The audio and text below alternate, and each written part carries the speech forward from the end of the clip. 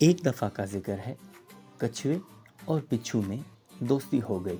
कई दिन तक दोनों इस दोस्ती के मज़े लूटते रहे, मगर एक दिन बिच्छू ने अपने दोस्त कछुए से कहा कि चलो नदी के उस पार चलते हैं और वहां जाकर मौज मस्ती करेंगे। कछुआ पहले तो इस बात से इनकार करता रहा, मगर बाद में वो बिच्छू की बात को मान गया। मुकर्ररा दिन पर दोनों नदी के उस पार जाने के लिए तैयार हो गए। जैसे ही दोनों नदी के करीब पहुंचे तो एक नया मसला सामने आ गया। बिच्छू ने कहा कि कछुए, तुम तो नदी को तैर कर क्रॉस कर लोगे, मगर मैं नदी कैसे क्रॉस करूंगा? बिच्छू की ये बात सुनकर कछुए ने कहा कि तुम परेशान मत हो, तुम मेरी पुश्त पर बैठ जाना, इस तरह मैं तुम्हें नदी पार करा दूंगा। ये बात सुनकर बिच्छू बहुत खुश हुआ, लिहाजा वो कछुए की पीठ पर बैठकर सवार हो गया। कछुए ने आहिस्ता आहिस्ता नदी में तैरना शुरू किया। जब कछुआ नदी के ऐन बीच में पहुंचा तो उसे अपनी पीठ पर आवाजें महसूस होना शुरू हो गई। उसने बिच्छू से कहा कि ये आवाजें कैसी हैं? बिच्छू ने कहा, कछुए यार, बात यह है कि मेरी एक